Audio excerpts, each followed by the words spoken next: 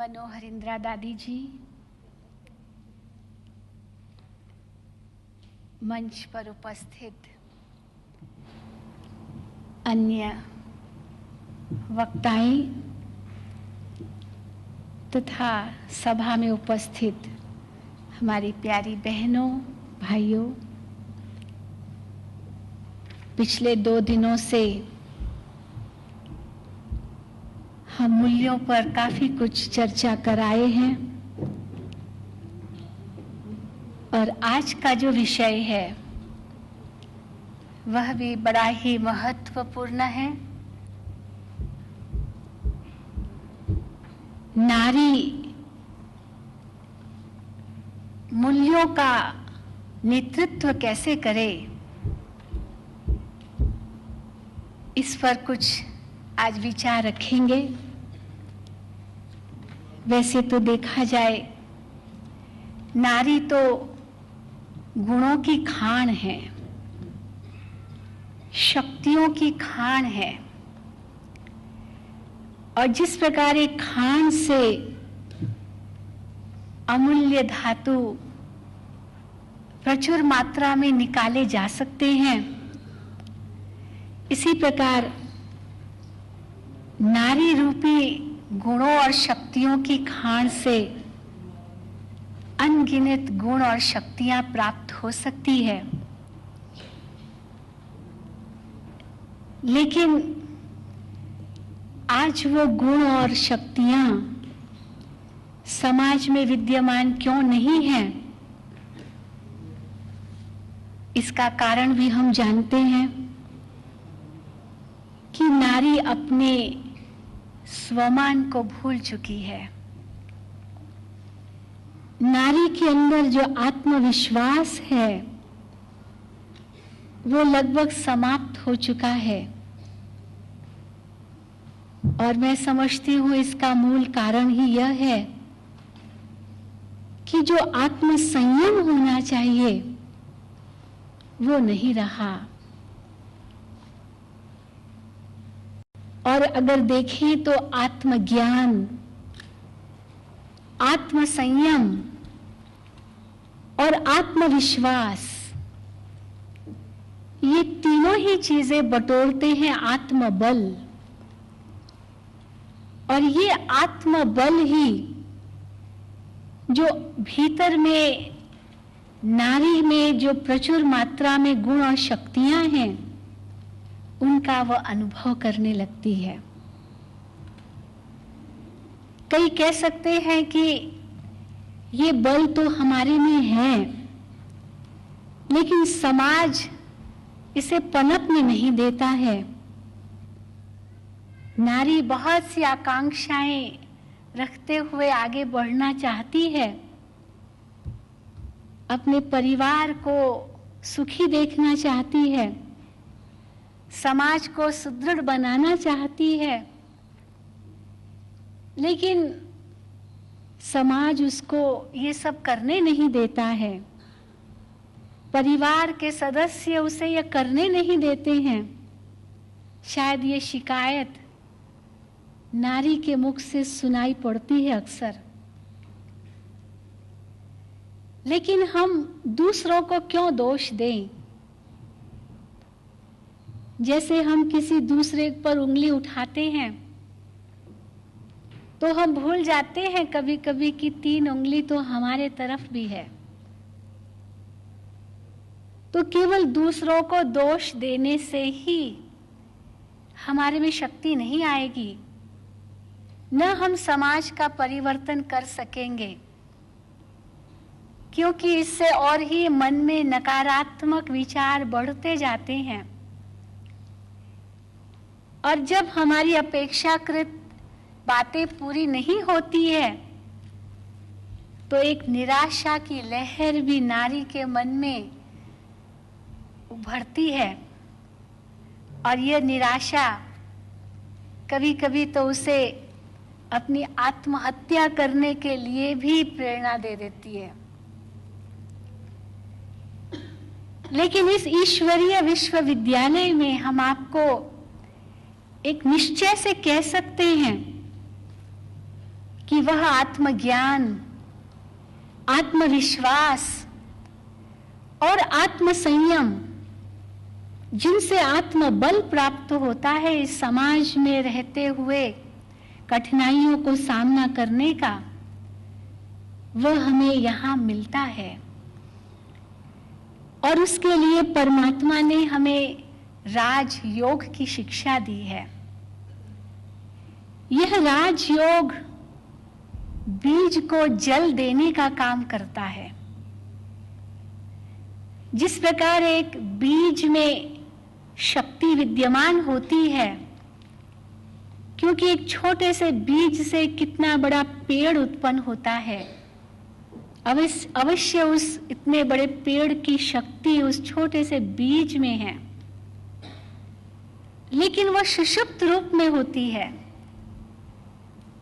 और फिर उस बीज को धरती में बोया जाता है, उसको पानी से सींचा जाता है, तत्पश्चात उसकी शक्ति विस्तृत होती है, अंकुरित होती है, फैलती है और फिर इतना भव्य पेड़ बनता है। इसी प्रकार नारी एक शक्ति है, वह अबला नहीं है लेकिन सबला है। यह पहले अपने अंदर आत्मविश्वास जागृत करने की आवश्यकता है। अगर नारी का उत्थान है तो सारे विश्व का उत्थान है। ये नारी को पहले अपने अंदर आत्मविश्वास जगाना पड़ेगा। नारी स्वर्ग का द्वार खोल सकती है। कई बार हम हिम्मत हार कर भगवान के आगे हाथ पसार कर खड़े हो जाते हैं। विश्वास तो है भगवान में, लेकिन हिम्मत हार देते हैं और भगवान से यही प्रार्थना करते हैं, भगवान हिम्मत भी आप ही दो, मेरी हिम्मत भी खत्म हो गई है।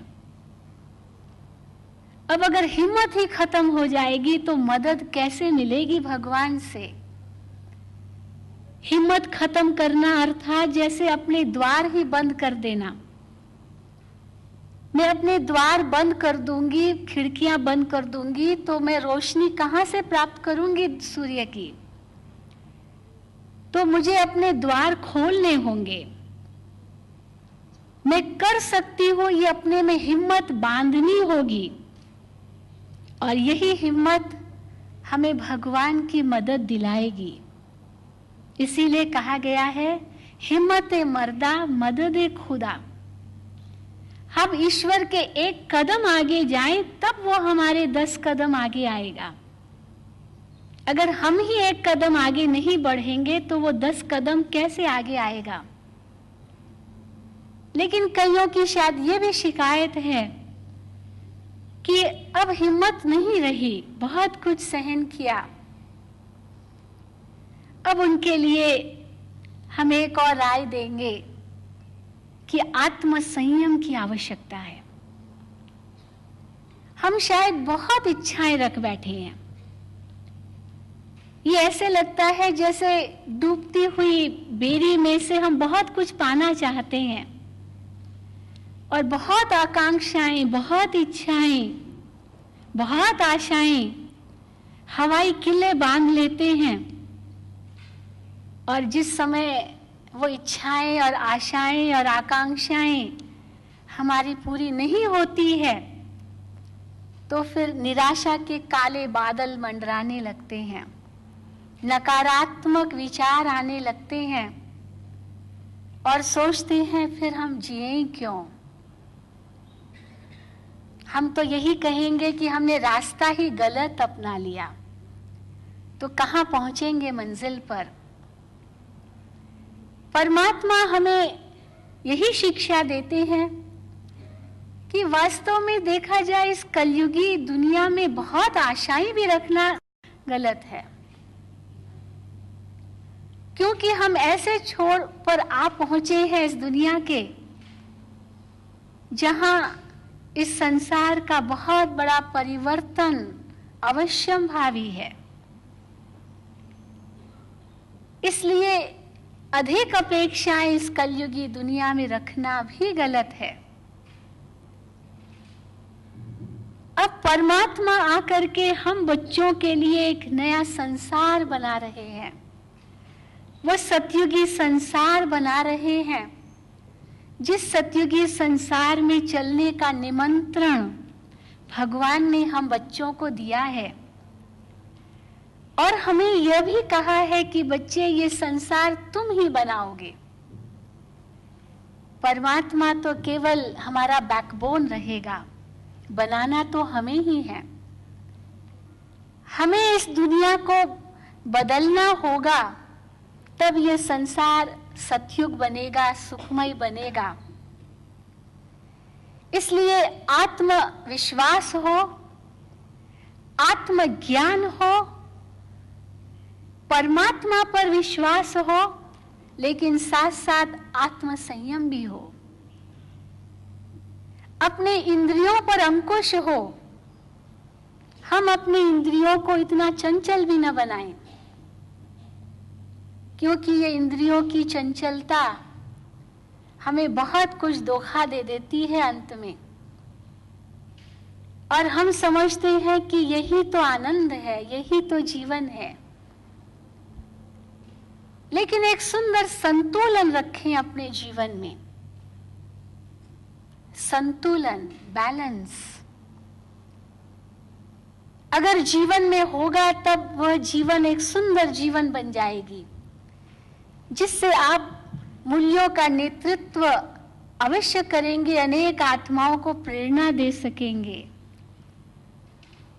हमें किस समय बालक बनना है और किस समय मालिक बनना है, एक बैलेंस रखना आवश्यक है।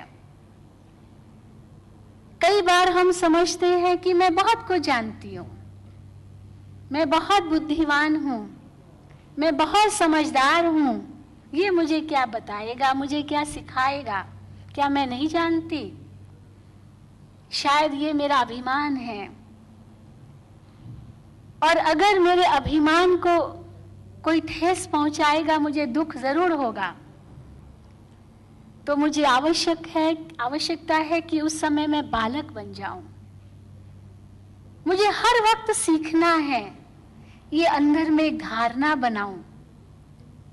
कोई भी व्यक्ति संपूर्ण नहीं है। मैं ये कभी ना सोचूं कि मैं सब कुछ जानती हूं, चाहे मैं कितनी भी ज्ञानी क्यों न बन जाऊं। लेकिन अगर उस ज्ञानी स्थिति का भी अभिमान है, तो वो भी ज्ञान नहीं है। तो ज्ञान का भी अभिमान न हो, तब कहेंगे सच्चा ज्ञान। और वो तब होगा जब अंदर में सदा सीखने की भावना होगी। केवल विद्यार्थी जीवन में ही मुझे नहीं सीखना है, लेकिन पल पल पर सीखना है, अंत तक सीखना है। ले तो किस समय मुझे बालक बनकर के शिक्षा ग्रहण करनी है और किस समय मालिक बनकर के अपने विचार देने हैं, अपना उत्तरदायित्व निभाना है, अपनी जिम्मेदारी खुद लेनी है, वो हमें समझ होनी चाहिए। कई बार ऐसे होता है कि जिस समय हमें मालिक बन करके अपनी जिम्मेदारी पर चलना होता है, खुद का डिसीजन लेना होता है, तो हम नहीं ले पाते हैं डिसीजन, निर्णय। और कईयों के पास हाथ पसार कर खड़े होते हैं कि आप मुझे बताइए मैं क्या करूं।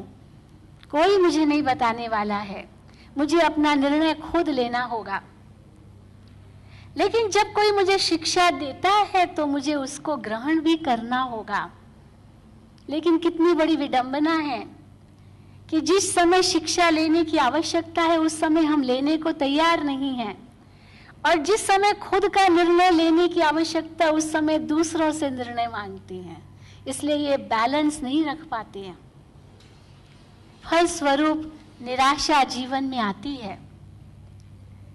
तो परमात्मा ने हमें जो राजयोग सिखाया है, इसके आधार से एक सुंदर संतुलन हम अपने जीवन में बना पाते हैं, अपने द्वार खोल देते हैं, ज्ञान प्राप्त करने के लिए, सबसे गुण लेने की एक हम अंदर में शक्ति भरते हैं।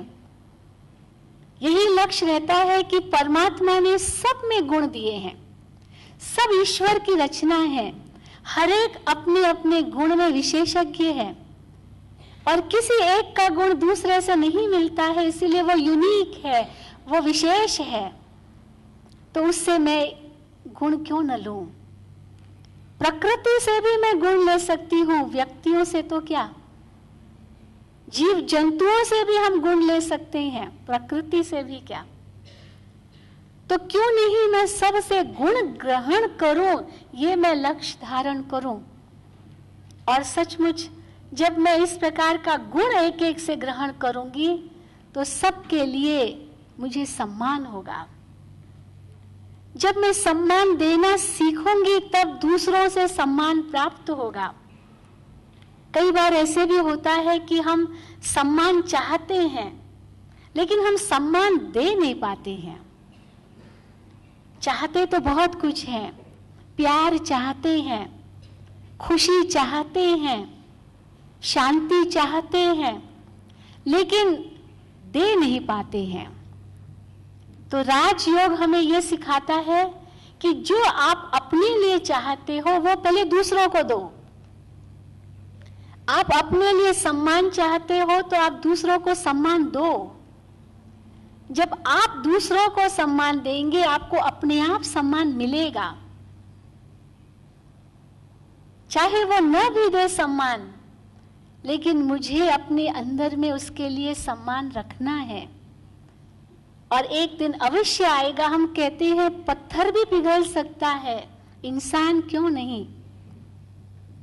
परंतु अगर हमारे में बदला लेने की भावना होगी तो उसमें भी बदला लेने की भावना होगी, क्योंकि वो भी मेरी कमियों को देखता है जैसे मैं उसकी कमियों को देखती हूं। तो मेरे अंदर बदला लेने की भावना न हो पर बदलने की भावना हो तो पत्थर भी पिघल सकता है, इंसान क्यों नहीं। इसी प्रकार मैं प्यार मांगू नहीं पर मैं प्यार दूं, क्योंकि मैं स्वयं नारी प्यार की पुतली हूं, प्यार की खान हूं। एक मां होने के नाते प्यार स्वाभाविक है, वो बच्चे को प्यार देना जानती है।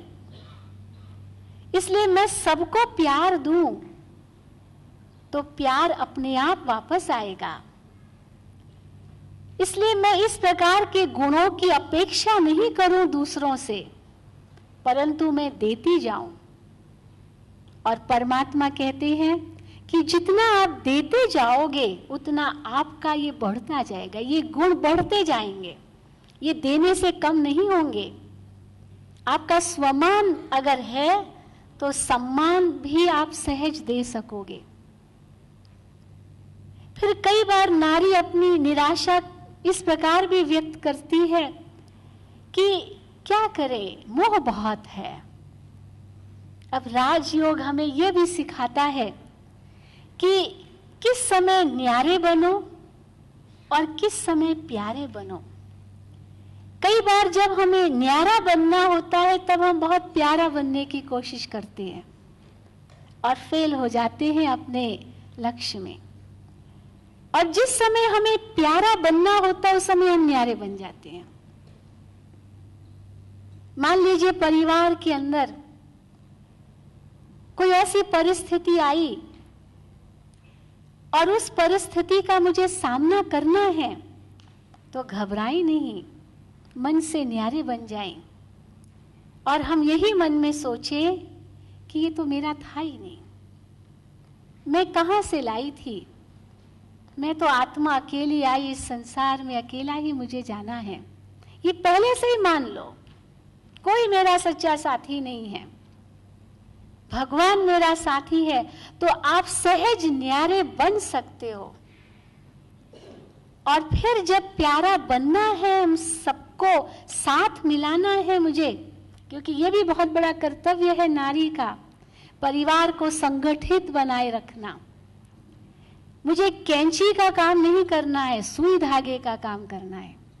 काटना बड़ा सहज है, संबंधों को बिगाड़ना बहुत सहज है, दो दिलों को तोड़ना बहुत सहज है, लेकिन दो दिलों को जोड़ना ये नारी का उत्तरदायित्व होना चाहिए। लेकिन ये कितनी नारियां समझती है कि ये मेरा उत्तरदायित्व है दिलों को जोड़ना, न कि तोड़ना। परंतु उसके लिए कैसे हम प्यारे बने, उसके लिए हम उनको अपने ही परिवार का सदस्य समझें। आज मेरा बच्चा होगा, क्या मैं उसको अपने घर से निकाल दूंगी? नहीं, मेरा बच्चा है।